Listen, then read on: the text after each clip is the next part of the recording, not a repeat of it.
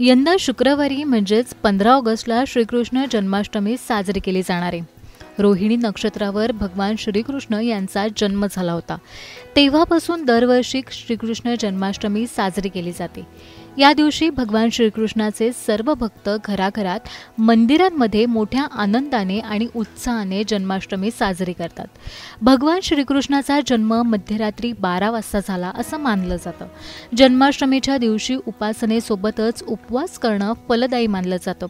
कृष्ण जन्माष्टमीचं व्रत केल्याने अनेक फायदे होतात असंही मानलं जातं. विधिवत हे व्रत केल्यामुळे पुण्य प्राप्त होतं असंही मानलं जातं.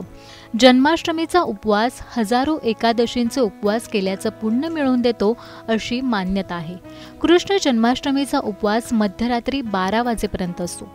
जे लोक हे व्रत करतात ते कृष्णाचा जन्म होईपर्यंत रात्री 12 पर्यंत जागतात.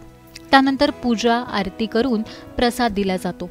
प्रसाद म्हणजे गोपाळकाला, लोणी किंवा खिरापत अशा स्वरूपात असतो, कारण या गोष्टी भगवान श्रीकृष्णाला अत्यंत प्रिय आहेत. त्यासोबत काही ठिकाणी सुंठ साखर प्रसाद म्हणून दिला जातो आणि यानंतर प्रसाद घेऊन उपवास सोडता येतो. काही जण सूर्योदयानंतर उपवास सोडतात तर काही जण रात्रीच प्रसाद खाऊन उपवास सोडतात. जन्माष्टमीला केलेल्या नामजपामुळे अनंत पुण्य मिळतं असं मानलं जातं.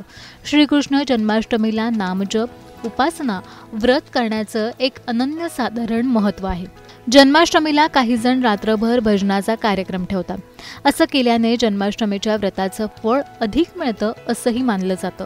व्रताच्या दिवशी कुठल्याही प्रकारचे अन्न ग्रहण करू नये. फलाहार करावा. व्रताची सुरुवात अष्टमी तिथीपासून होते. या दिवशी सकाळी अंघोळ केल्यानंतर देवघर स्वच्छ करावं. जन्माष्टमीची तयारी सुरू करावी.